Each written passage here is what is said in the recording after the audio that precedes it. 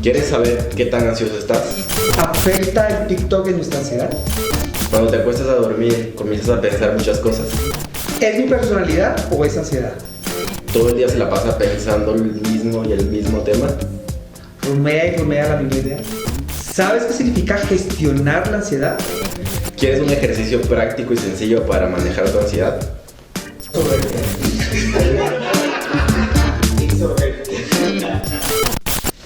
Muchas gracias por acompañarnos a este video de salud mental con el doctor Juan David Naranjo y nuestro invitado especial Alexis. ¿Cómo estás, Alexis? Muchas gracias, bien. Muchas gracias por la invitación. No, a ti por aceptar. Me encanta mucho este proyecto, muy bueno. Siempre son necesarios los espacios para hablar de salud mental. Sí, totalmente. Para empezar, cuéntanos, ¿quién es Alexis? La pregunta más compleja que hay, ¿no? Es una pregunta que constantemente nos hacemos y que conforme transcurre el tiempo vamos elaborando, y creo que hasta ahorita puedo decir que soy una persona muy alegre, divertida, inteligente, Ok.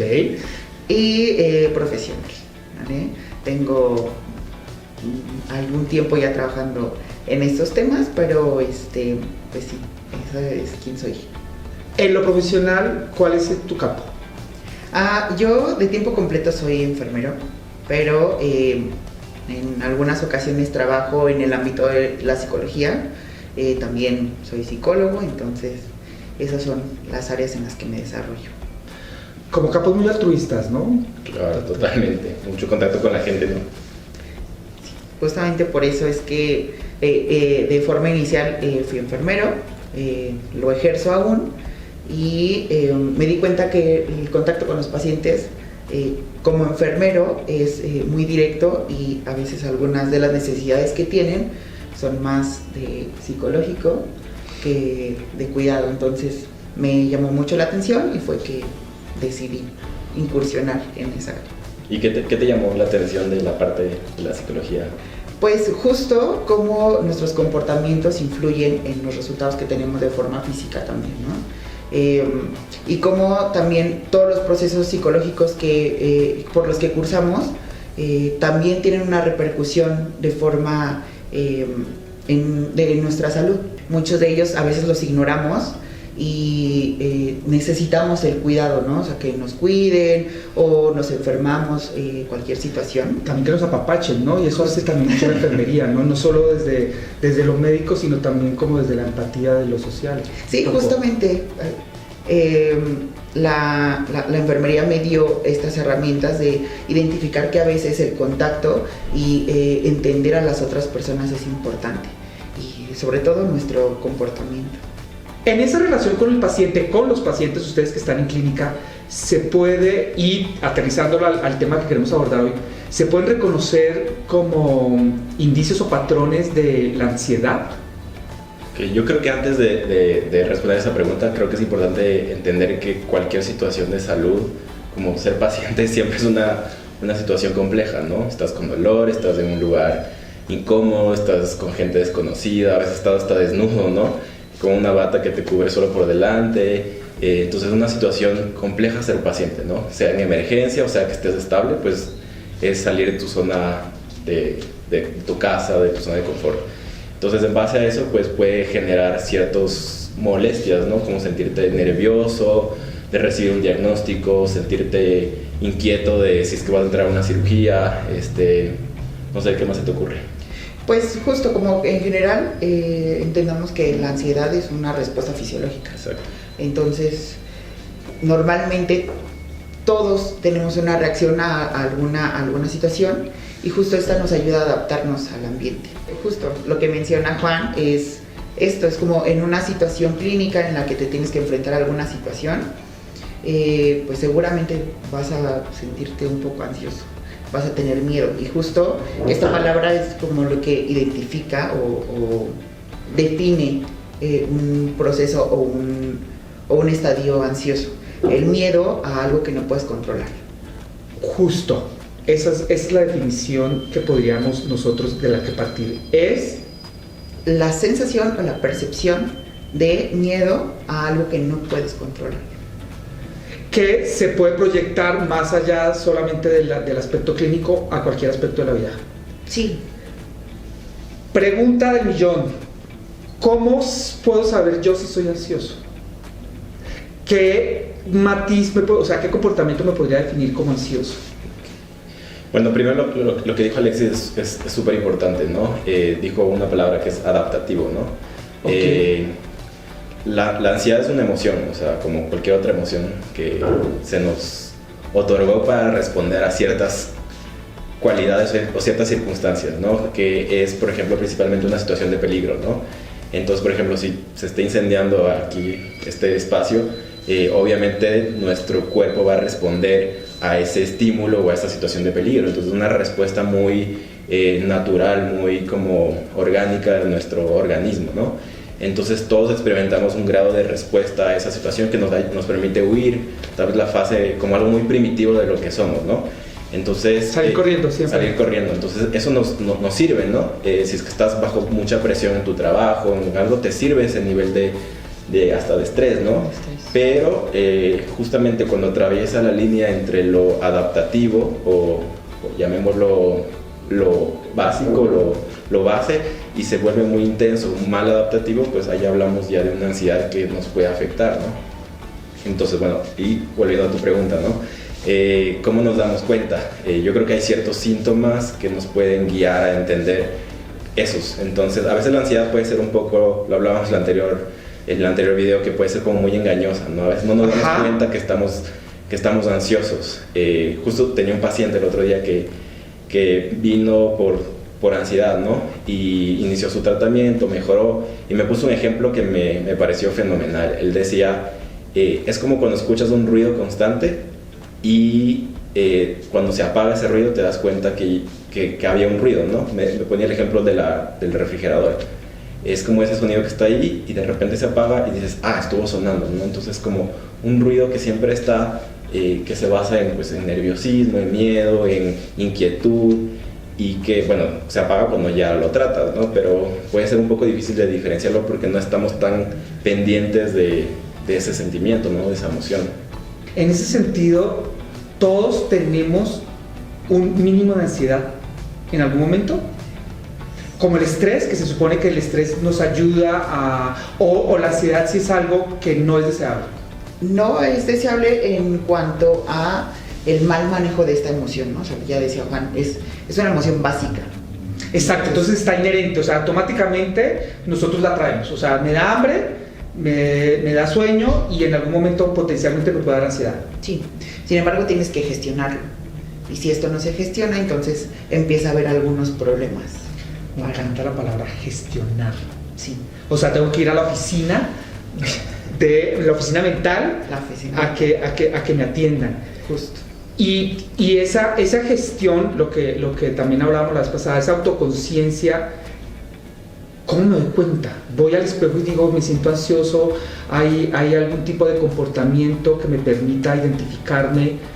Digamos, tú en tus pacientes, en este espacio que hablábamos de hospitalario, ¿cómo puedes percibir que una persona sea ansiosa? ¿O solo en consulta? No, creo que de forma general, y tú entenderás eso, Juan, cuando vemos a los pacientes ya identificamos características, ¿no? Es decir, el paciente que se muerde las uñas, el paciente que constantemente se está rascando, el paciente que constantemente tiene un tic, este tipo de pacientes justo nos arrojan información referente a cómo se está viviendo en ese momento, ¿no? Si este paciente se acerca con nosotros, podemos identificar algunas cosas. No siempre es pues tan característico. Algunas personas solo cursan con ansiedad y no tienen síntomas tan evidentes, pero sí con un poco más de observación identificas que hay algunas situaciones que pues te dicen que es ansiedad.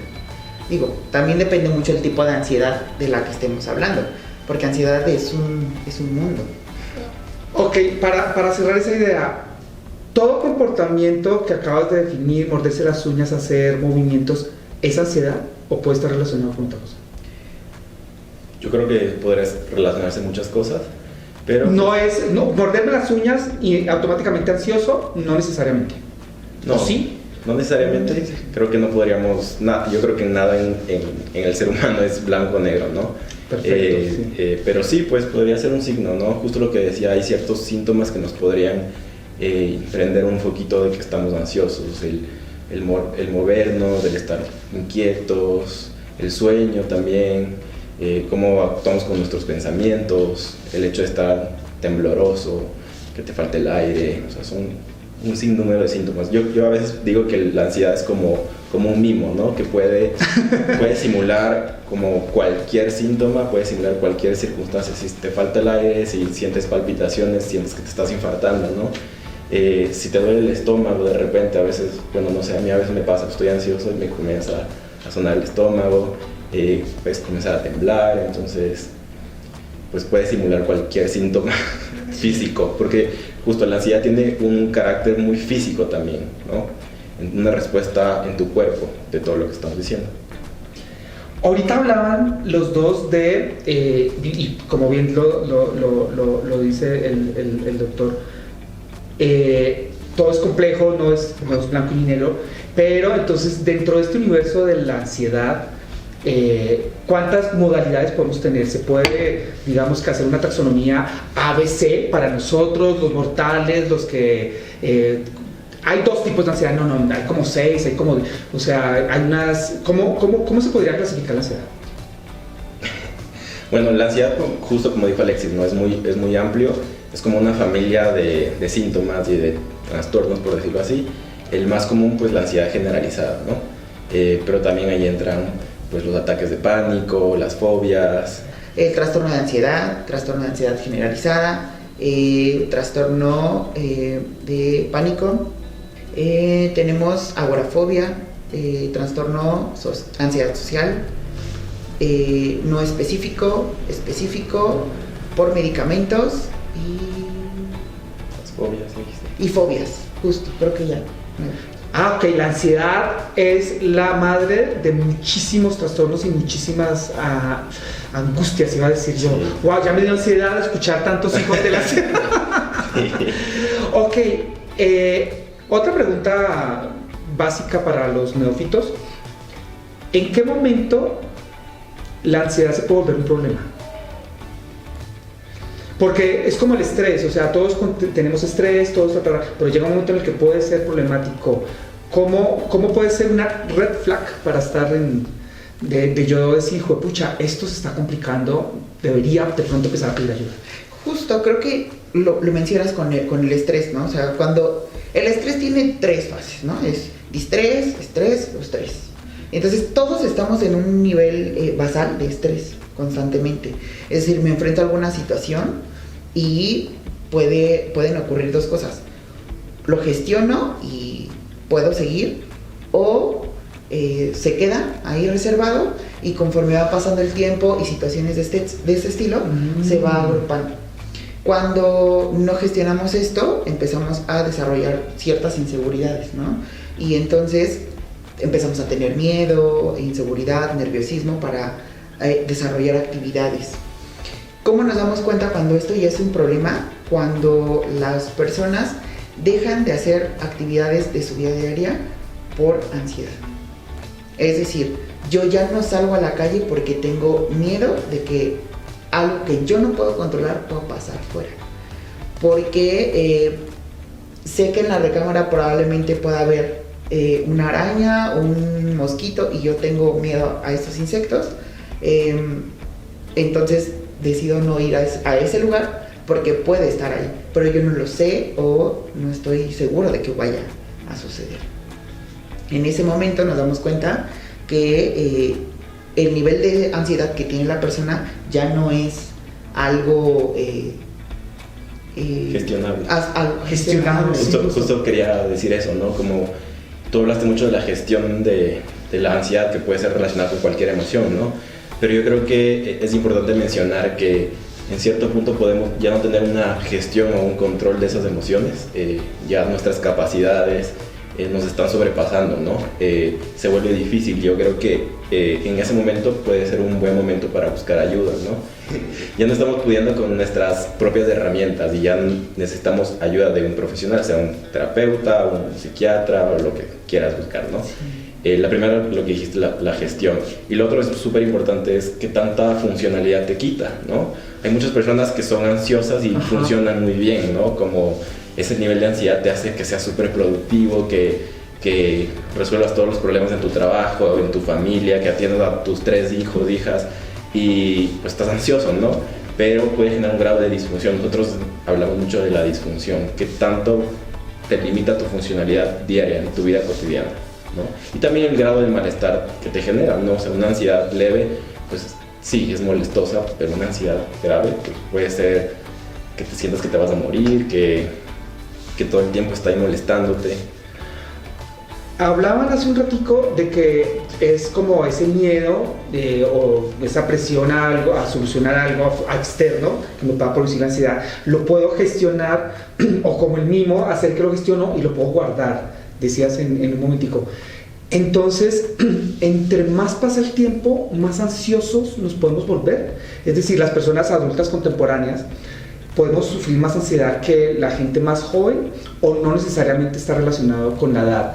Como eso de estar guardando lo no gestionado.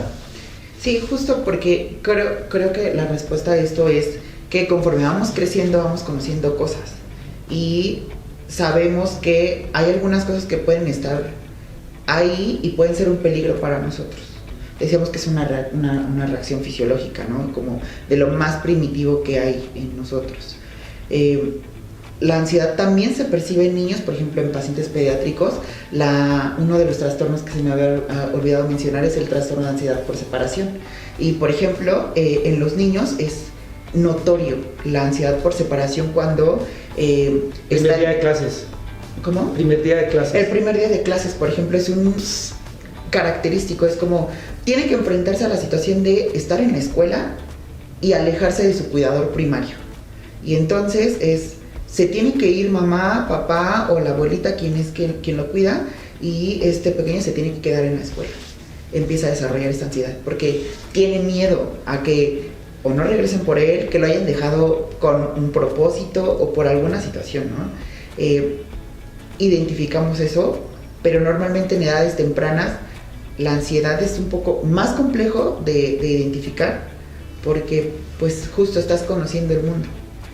Cuando eres más grande o conforme vas creciendo, sabes que hay ciertos escenarios que resultan un poco más peligrosos o con más, que puedes percibir con más miedo. Y entonces la ansiedad se puede reflejar más, es más visible. ¿Cómo, bueno, desde sus campos, ustedes cómo ven que afectan las redes sociales en la ansiedad?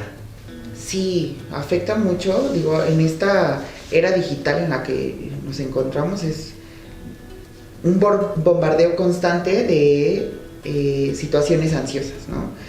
Por ejemplo, si te llegas a quedar de ver con alguien y no llega y ya le empieza el mensaje y ya tiene las 2 palomitas y ya lo leyó y no te contesta, estás pensando, ¿qué le pasó?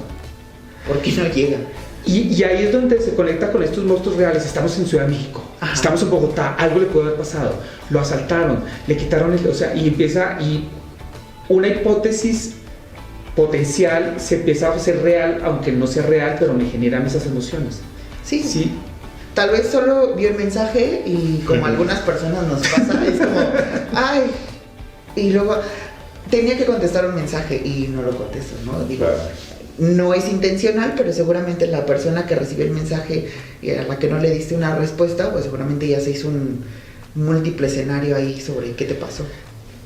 En el caso del TikTok, que nos da un entretenimiento por segundo. De mí no vas a estar hablando, Al que le caiga el guante, que se lo chante. Decimos en Colombia. ¿Cómo puede estar relacionado TikTok con la ciudad? Pues yo creo que, bueno, cualquier red social es un estímulo constante de información, ¿no? Todo el tiempo te bombardean noticias, cosas de entretenimiento, cosas buenas y malas, ¿no? Información, lees los comentarios, te puede generar ansiedad eso. El TikTok pues está diseñado en un esquema en el que refrescas el contenido de una manera constante. Si te interesa, te lo quedas, si no, lo sigues, ¿no? Entonces es como una luz verde y roja que te permite seguir, llama la atención de tu cerebro, sigues y no paras, y si no, pues lo descartas, ¿no? Entonces una constante de información que yo creo que puede estimular demasiado tu cerebro en algún punto, por ejemplo, antes de dormir, como no usar el celular es una súper buena idea. Uy, juepucha, ¿quién puede en este mundo contemporáneo no revisar el celular antes de dormir? Yo creo que todos y todas batallamos con eso, ¿no? Debería ser como cuando uno era chiquito que le ponían a rezar el Padre Nuestro y el Ave María, es como que 15 minutos de reposo antes. 40 minutos sí. Antes de dormir. Porque ahorita que hablabas del semáforo rojo-verde, el tema de moda es el algoritmo. Sí, claro. Es decir, listo, yo le estoy dando verde, rojo, pero cada vez que le doy un verde le estoy diciendo que me gusta. Cada vez que le estoy diciendo un rojo le estoy diciendo no me gusta. Entonces cada vez se vuelve mucho más focalizado, mucho más preciso. Entonces eso vuelve una espiral en el que entonces me van a dar el contenido que realmente sí me gusta. Entonces empiezo a ver gatitos, entonces ahora veo gatitos que cantan, ahora veo gatitos que pelean, ahora veo gatitos que bailan. ¡Ay, Dios! Entonces se vuelve una espiral de adicción. ¿Cómo se puede gestionar eso? Sí, justamente algunas estrategias que utilizamos en la terapia son justo cambiar las conductas que tenemos que nos bombardean de estos estímulos que nos provocan ansiedad, ¿no? Es decir, yo ya sé que me voy a dormir, entonces 40 minutos antes lo que hago es prepararme, empiezo a acomodar el lugar donde voy a dormir, los sonidos los empiezo a bajar, la luz, empiezo a prepararme para dormir, ¿no? Y justo una de las mejores técnicas que hay es aléjate de los estímulos visuales y auditivos. Es decir, tu teléfono colócalo lejos, ¿no? Y también te ayuda mucho para cuando despiertas. Es decir, tu alarma tienes que ir a apagarla hasta allá. Okay. Y también podemos dejar un poco esta situación de racionalizar un poco de no puedo estar revisando constantemente el teléfono. En el caso de TikTok, por ejemplo, es no puedo estar revisando el teléfono para ver cuántas vistas tengo, si alguien ya comentó, si a alguien no le está gustando, si a alguien le gustó, si mi crush ya lo vio, cosas de ese estilo, ¿no? Es como... Eso deberíamos evitarlo. Sí, o sea, como ser consciente de que pues estás colgando un post en alguna red social y que seguramente va a ser visto por algunas personas. Si tu objetivo son las vistas, pues seguramente va a ser algo que tienes que revisar, pero también hay que ser muy conscientes de qué tanto tiempo lo hacemos y qué tan compulsivos podemos ser con estar revisándolo y revisándolo y revisándolo. Como una autogestión, antes de, como eso, de lo que hemos hablado siempre, el doctor siempre habla de cómo autoanalizarme primero en estas esferas de la salud mental. Yo puedo hacer un primer paso de autorreconocimiento. Se vale que utilicemos la metodología del premio cuando hacemos esa autogestión. Por ejemplo, me pongo hoy, para empezar hoy, 40 minutos no voy a utilizar el celular antes de acostarme a dormir y mañana me doy un premio. De hecho, en terapia lo que hacemos es una estrategia terapéutica referente a eso. Se llama sistema de recompensas. Ah, ok. Entonces, yo tengo un objetivo y ese objetivo tengo que ir midiéndolo. Y cada que yo alcance el objetivo que me propuse, entonces puedo tener una recompensa. Puedo llevar una bitácora, algunas personas lo llevan, es decir, hoy me sentí un poco ansioso cuando salí a la calle, pero estoy controlando un poco mejor esta percepción de peligro fuera, porque sé que salí aún sintiendo miedo, pero sé que ese miedo lo pude controlar, pude gestionarlo y entonces me puedo recompensar, es decir, estoy en casa, me preparo algo rico, un chocolatito o algo así, y entonces sabes que esa es tu recompensa porque lograste salir afuera y gestionar ese miedo. Cuando me doy cuenta de que, trato de hacer este autodiagnóstico, esta autogestión y siento que no soy funcional, que hay algo ahí que me sigue incomodando, que no me deja buscar un equilibrio y digo, ok, listo, necesito ayuda. Helen, ¿cuál puede ser ese primer paso? Yo creo que es importante el grado de malestar que te provoca esas emociones, ¿no? O sea, como decía Alexis, te estás perdiendo ya tu funcionalidad, ya no estás haciendo ciertas cosas, y el grado de malestar emocional, si ya todo el tiempo estás así, pues creo que es un buen momento. Creo que dar el primer paso puede ser un poco difícil porque a veces primero no reconocemos que estamos ansiosos. Primero podemos estar ansiosos levemente o muy fuerte, y tal vez la ansiedad fuerte o grave puede ser más fácil de darte cuenta, ¿no? Estás como nervioso todo el tiempo y la leve es como más silenciosa. A veces las demás personas te perciben ansioso, tú no te percibes ansioso, pero creo que es importante ver el grado de malestar que te provoca, la funcionalidad que te está quitando, y si es que ya no puedes salir de eso, ¿no? Hablando de la gestión, que hemos utilizado mucho esa palabra, ¿no? Si es que tú ya no puedes, yo creo que es un buen momento para pedir ayuda. Podremos decir que tenemos que identificar cuáles son los síntomas más comunes, ¿no? A lo mejor nerviosismo, miedo, angustia, esa sensación de peligro. Cuando una persona experimenta estos, normalmente la comunicación que tiene con las demás personas es esta de transmitirle a la otra persona que algo está sucediendo. Entonces, si alguien conoce, seguramente alguien ha identificado a alguien con estos síntomas, pues decirle, oye, ¿no crees como que esto tiene que ver más con que está relacionado a la ansiedad? Y una vez que lo piensas, puedes acercarte con cualquier profesional de la salud, es lo más recomendable, y seguramente alguien va a ayudarte a identificar este tipo de sensación. Posterior a eso, puedes solicitar ayuda profesional con un psicoterapeuta o con un psiquiatra, ¿no? Ya lo mencionabas, psiquiatras que también dan terapia, entonces justo estas personas son quienes pueden ayudar a gestionar. Justo tocábamos en el programa pasado, si usted no ha visto el programa pasado de que a veces es más fácil ver en el otro estos comportamientos que en lo propio. Como en un ABC, no sé si ustedes nos puedan ayudar. ¿Qué es eso que puede saltar? Que podríamos diferenciar que es un rasgo de su personalidad a que ya se vuelva un trastorno que se debería atender, porque a veces también naturalizamos. Es que esa persona es así. Es que él se come las uñas, sí, pero es que desde chiquito se lo come. Bueno, pero de pronto desde chiquito lo está acumulando. ¿Cómo podríamos ponernos esas gafitas de teen? Yo quiero ver si esta persona podría a ser candidato a urgentemente o a cita prioritaria a que se atienda en un profesional de la salud. Cuando se hace una valoración psicológica de una persona, podemos identificar rasgos de personalidad que son ansiosos. Es decir, es una persona que constantemente se vive ansioso, ¿no? Pero sabe que esto es racional, ¿no? Es decir, bueno, sí, ya sé que ese es un miedo que constantemente tengo, que sí puedo gestionar. Ese es un rasgo de personalidad. Un trastorno es aquello que te limita a hacer las actividades y que por más que trates de gestionarlo, solo no puedes. Y tienes entonces que intervenir para que esto no siga sucediendo.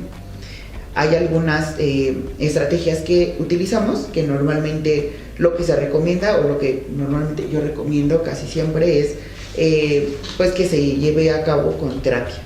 Pero hay algunos tipos de trastorno que ya no son solo tratables con terapia, ¿no? Entonces ya entran nuestros amigos los medicamentos que son muy buenos y que también lo funcional es que estos se lleven a cabo o se tomen, pero que también lleve un seguimiento terapéutico.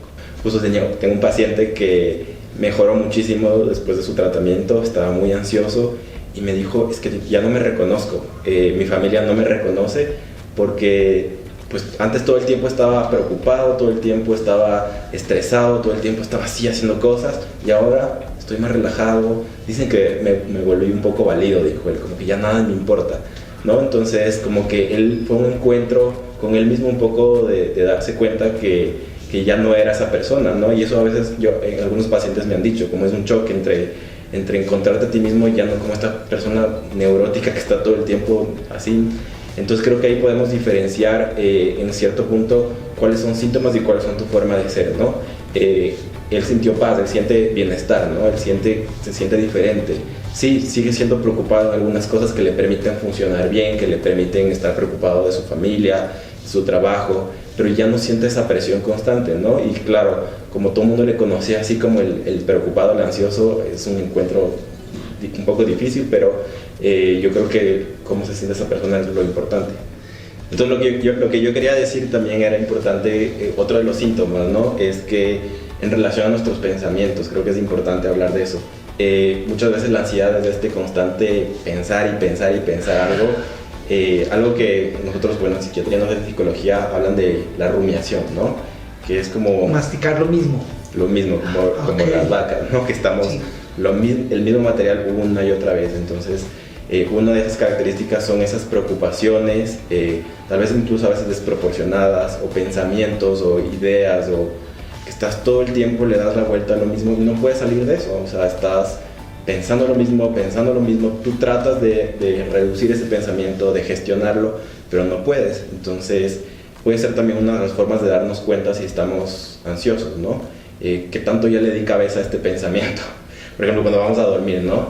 Te acuestas a dormir y tu cerebro, ¡pum!, traes todos los pensamientos, todos los problemas que hiciste, y a veces pasa, ¿no? Uno no está ansioso todo el día, pero cuando se acuesta a dormir, comienza tu cabeza a darle vueltas. ¿Por qué? Porque tal vez en el día estás distraído con otras cosas, estás trabajando, estás con tu pareja, estás con tus hijos, estás en el tráfico, entonces tienes otros estímulos, pero cuando ya te acuestas a dormir, se acaban todos los estímulos, ¿no? Y te quedas tú con tus pensamientos y comienzas, y eso no nos deja dormir, que también es un síntoma de ansiedad. ¿Qué herramientas podemos tener para empezar a soltar esas ansiedades? O sea, listo, ya identifiqué de que yo me obsesiono, de que me están poniendo los cachos. Bueno, entendamos primero que esto es un miedo a algo que de lo que no tienes control. Exacto. Y entonces, ¿cómo superamos los miedos? Enfrentándolo o evadiéndolo. Ok. La forma más sana o lo más recomendable es pues que lo enfrentes, ¿no? Es decir, buscas entre las herramientas que tienes para gestionar esta situación. Es decir, con comunicación asertiva, con el diálogo, con la exposición. Si se trata de alguna situación como más específica, me expongo a una situación en especial para pues, experimentar la sensación y darme cuenta si realmente era un miedo real o no. Yo también creo que, bueno, eso también trabaja mucho en terapia, pues nosotros también trabajamos el hacer técnicas ya de relajación, ¿no? Como respiraciones, atención plena, el mindfulness, que es súper común, súper famoso, que es estar en el presente, ¿no? Como, por ejemplo, poderte meditar es un ejercicio sumamente necesario cuando tenemos todos estos pensamientos, ¿no? Que es tratar de llevar tu atención al presente, a tu respiración, el no estar en ese control o lucha de pensamientos y tratar de remitirlos, de bajarlos, ¿no? Entonces creo que también hay otras técnicas, bueno, tú sabrás más, para relajarnos, para bajar nuestra ansiedad. Y para poder hacer todo ese recorrido, siempre lo mejor es con un especialista. Sí, lo más recomendable siempre es que ante malestar emocional, físico también, Sí, que pues te acerques con un profesional, ¿no? Que busques ayuda y que siempre se lo digas a alguien, siempre hay alguien que te pueda ayudar. Entonces eso es importante, ¿no? Que lo digas.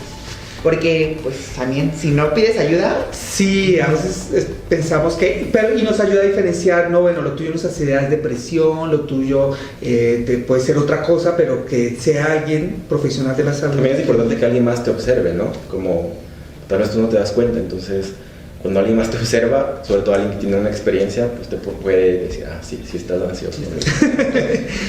Y ya que estamos aquí, dos expertos y un aprendiz, ¿alguna herramienta que nos puedan aportar, nos puedan regalar para los que nos están viendo, pues puedan ejercerla en su casa? Sí, justo como decía Juan, una de las herramientas que constantemente utilizamos en la terapia es la de la relajación, ¿no? Es decir, de enfocarte en el presente, en el aquí y en el ahora, como nos dice todo lo de mindfulness, es enfocarte en tu respiración para pues centrarte en este momento. Entonces, ¿qué les parece si hacemos una meditación guiada? Vamos Maravilloso. a utilizarlo, igual háganlo ustedes. Por supuesto. Vamos a meditar. Entonces va a ser un ejercicio de respiración en el que vamos a buscar un lugar donde estemos cómodos, donde preferentemente nuestras rodillas estén alineadas con nuestros hombros y vamos a relajar nuestros brazos, colocarlos sobre las piernas. Vamos a cerrar nuestros ojos y vamos a concentrar nuestra respiración. Bien. Vamos a respirar hondo, sacamos el aire, recuerden empezar a respirar por nariz, concentrar el aire en sus pulmones, dejarlo un ratito y después expulsarlo por la boca. De nuevo, respiración honda, mantengo y exhalo. Vamos a concentrar nuestra respiración en 10 respiraciones.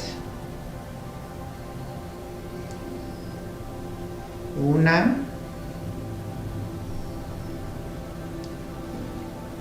2, 3, 4, 5, 6, 7,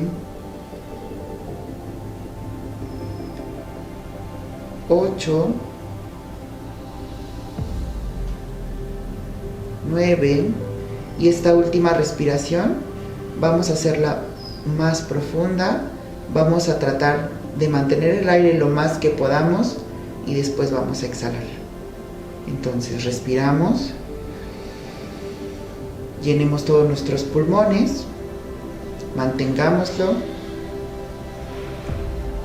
y exhalemos.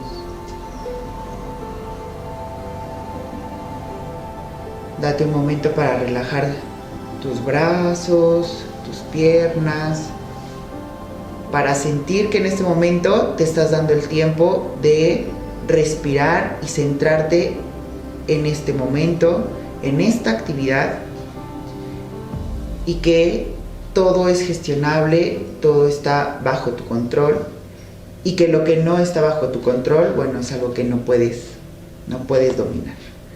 Entonces podemos abrir nuestros ojos y cuéntenme, ¿qué tal? ¿Se siente un poquito? Sí, una pausa. Se siente, ¿no? Como te quitas la mochila de la ansiedad y te deja de pesar la espalda. Sí. Maravilloso. Si usted quiere repetir este ejercicio, en esta liga va a tener las instrucciones para que no tenga que volverse a chutar todo el video. Entonces la puede estar revisando cuando lo quiera hacer en cualquier momento del día, en la oficina, excepto cuando esté manejando, sería como o piloteando un avión. Pero muchísimas gracias por darnos este ejercicio, Juan. Muchísimas gracias como siempre. Gracias. Es un tema que tiene mucha tela. Sí. Y te estaremos invitando también para que nos hables de otros temas aquí en nuestra serie de salud mental. Muchas gracias. ¿Aceptas la invitación? Claro que sí. Va. Sí. Muchas gracias. Nosotros nos vemos en el próximo video. No olviden suscribirse, escribir sus comentarios, darle like y compartir. Así que nos vemos en otro episodio aquí en Salud Mental. Muchas gracias. Gracias por la invitación.